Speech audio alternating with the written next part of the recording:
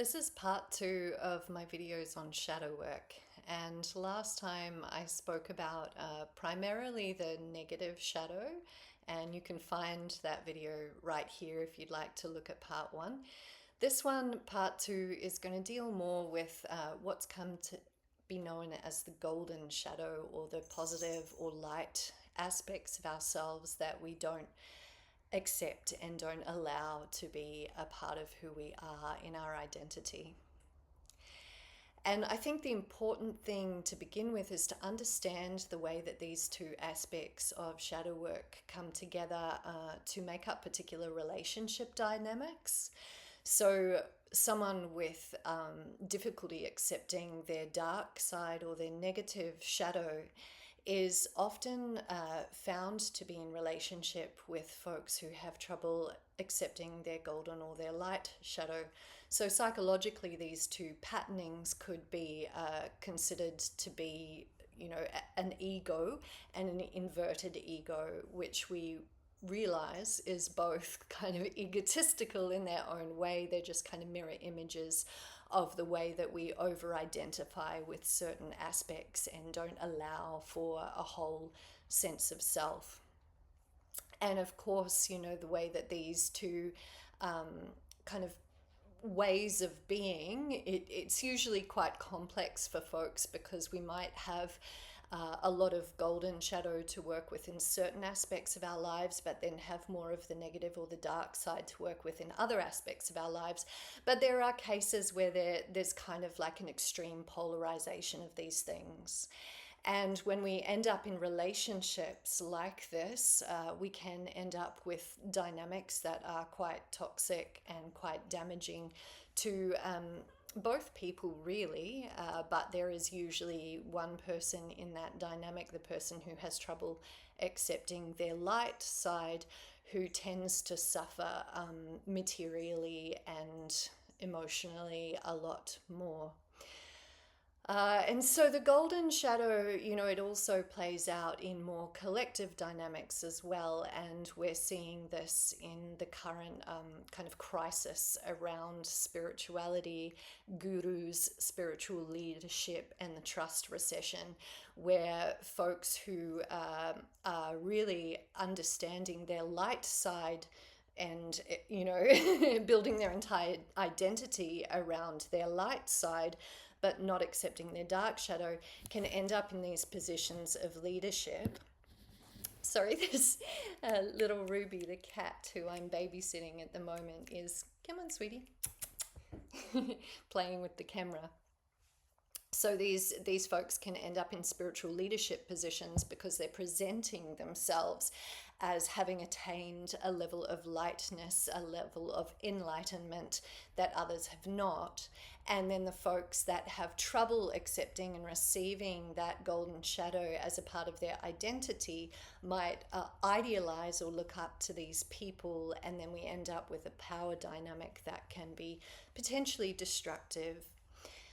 And so it's really important to kind of look at both of these aspects of shadow work when we're working on our own spiritual development, in order to not end up in one of these polarized positions, either in a personal relationship or in collective relationships like spiritual communities.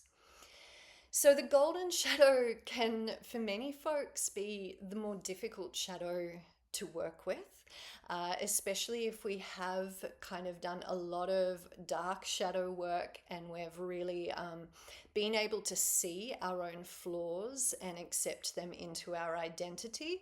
We might tend towards overdoing that work and not really accepting that there are many beautiful aspects of ourselves, or even if those aspects are not being expressed, that we have the capacity within us to be more light. And I think, I've been someone who's really fallen into this category at different times in my life, because I did have a lot of mental health struggles as a young person. And due to that, I was often kind of estranged in social communities. I really felt like I wasn't good enough. I had a lot of kind of negative feedback from people. And so I really internalized myself as someone who was not good enough, very dark. I had that inverted ego patterning. And while I still do struggle with that, there's been a long process of kind of beginning to acknowledge that that was really a way in which I was over identifying with my darkness. And I certainly don't regret that, because I think it's caused me to be someone who can be very compassionate towards darker aspects of self. And I'm able to kind of sit in the room with folks who are going through a real dark night of the soul and really metabolizing a lot of stuff that could be considered deeply confronting and maybe too much for folks. For me, that is relatively kind of familiar terrain, and it doesn't disturb me so much. But the flip side to that is that, I have really struggled to look to lightness, to find enjoyment, literally enjoyment, being in the joy of life and being in joy with myself and who I am. So the golden shadow has been something that I've really had to work on over time, and particularly in the last few years, which have been much more about integrating my spiritual awakening into my day-to-day life and kind of working out how I can live into the value system that I'm developing. And so much of that looks a lot like self-compassion practice with the darkness, but some of it also looks like beginning to acknowledge that my capacity for light is so much more than I imagined for myself. And it can be very confronting for both parties, if we're beginning to look again at those dynamics in relationship, that we do get the kind of relationships where these two forms of ego kind of sucker into one another and become codependent in their, not using codependent in the traditional sense of specifically substance use enabling, but kind of enabling each other's tendency towards only seeing one part or the other part of each other's shadow by reinforcing that, yes, you're the good one and the bright one and the knowing one, and I'm the dark one and the horrible one and the one that's broken and needs to be fixed. But there's also this layer in which we can actually find those opposing aspects repulsive in one another as well. So if we have a deeper tendency towards the dark shadow work, and we're able to kind of look at our darkness and our flaws very easily, it might be that when we're confronted with people who are very good at embracing the golden shadow, that we then kind of feel this like, ugh, I don't like that. It feels sickly. It feels like too much. They're and this is again something that I've had to kind of metabolize in my spiritual work and start to have an openness towards kind of like love and light mentality, and kind of value that side of things. But I also recognize that it can't just be love and light, that we have to balance that out with an acknowledgement of darkness that is within us as well as within others. So balancing these two types of shadow work is super important.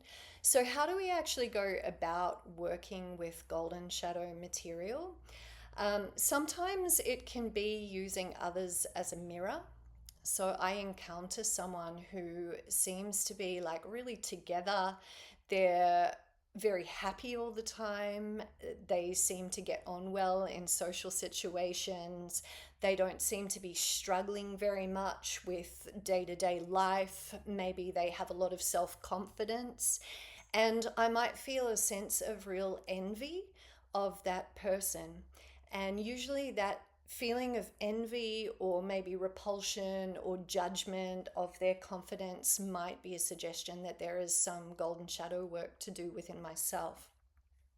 And so I can start to quite literally like analyze the aspects of that person that I feel uncomfortable about. Perhaps it's their confidence, and kind of look at the ways in which I might be, behaving or presenting as confident to others, but not actually acknowledging that. An example in my own life might be in academia. I was relatively skillful, maybe not brilliant, but definitely quite skillful at navigating academia and kind of getting good marks and being very articulate in my essays and sometimes in my speaking, maybe not so much. But often I found, because the internal experience for me was very much of being not good enough, and having that sense of imposter syndrome and feeling like I'm broken, and having that perfectionistic idea that I've done a terrible job and it's no good. It was hard for me to conceive that other people in that environment might view me the way that I'm viewing these other very confidently academic people, because the others are seeing only the outside experience, and then start to empathize with the idea that perhaps the person who is presenting very confidently might have a similar internal experience as myself. Maybe they actually don't feel that level of confidence. Perhaps they have the same sort of torturous process with their work. And by beginning to empathize in this way, to feel compassion for them, we can start to metabolize the feelings of envy or the feelings of repulsion, and begin to see that person as another consciousness just like myself. And not only another consciousness like myself, but as the same consciousness expressing itself in a different body through a different material beingness. So again, the golden shadow, just like the dark shadow, becomes not just a way to kind of integrate the internal aspects of ourselves, but to start to integrate other people, other beings into our self-identity as well. So we're beginning to develop a unity consciousness that acknowledges all beings as one, without obscuring or denying the diversity which is expressed in the material world. So that's kind of one way of working with this golden shadow. Golden shadow can also be approached more on like a mythological level or an archetypal level, where we begin to develop relationships with, say, gods or goddesses. In my own practice as a yoga practitioner, this is a very common kind of tantric practice of developing a relationship with a particular god or goddess or divine being, and then beginning to integrate the profound goodness that's embodied in that being into our own identity. And in different lineages of tantric yoga, that might look like first meditating on that being and their aspects, on their characteristics, and then starting to visualize the self as that divinity. And that's where some of the kind of challenge of integrating golden shadow can come up in yogic practice, because when we're asked to actually identify with that god or goddess, all of the self-doubt and all of the resistance to our goodness might begin to emerge. There's also the risk in that type of practice, and this is why many of those tantric practices are kind of protected by particular prerequisites in order to begin them, is that if we start to work with this golden shadow material in a very strong way, without balancing that with the dark shadow work simultaneously, we can end up over identifying and developing kind of like a messiah complex, or really beginning to believe I am, as an individual ego, the divinity, rather than the divinity is an expression of the collective divinity. And, I, as an individual, am identifying with that as a part of this collective consciousness. And so when folks really go to this extreme of over-identifying through golden shadow work, we can end up in quite a sort of narcissistic patterning where we kind of feel like the sun shines out of our own butts and everyone else should look up to us, and we feel a sense of superiority. And this is a real sort of danger of that practice. So while I'm focusing on the golden shadow today, I'm also kind of trying to amplify and emphasize the way in which it's the interconnectedness of these two aspects of shadow work, which really produce a whole integrated, very balanced, very compassionate spiritual self. I'd invite you to kind of play with these two aspects. Remember, you can check out part 1 here where I deal with the darker aspects of shadow work, and begin to sort of integrate both practices simultaneously into your life and have a sense of awareness or consciousness around how balanced your psyche happens to be in relation to that kind of material. So if you notice that in doing the darker shadow work, you really have a resistance to seeing your own flaws, seeing your own kind of imperfection, or perhaps you feel a sense of superiority sometimes. You might see yourself as more advanced or more enlightened than others. That might be a sign that you need to amplify and emphasize the dark shadow work.